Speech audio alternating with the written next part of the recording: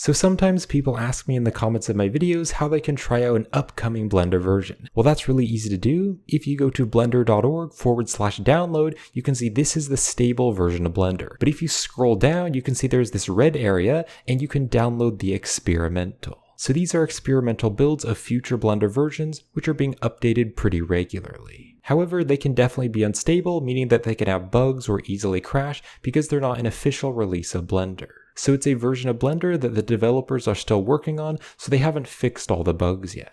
So it's definitely not recommended to use in production environments. I definitely find that when I try these out, it does crash more often. So you can just click on Download Blender Experimental, and that's going to take you to this page here, and it should detect your operating system automatically, but you can just download whatever version you want.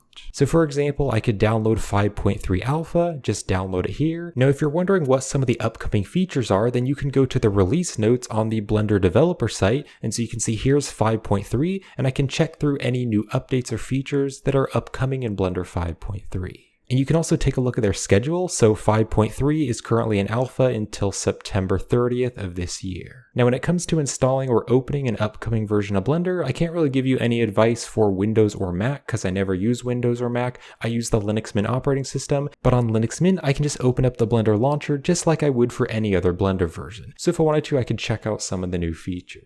And if you'd like to check out more of my Blender quick tips, then you can check out the playlist right up there on the end screen. So I hope you found this helpful, and thanks for watching.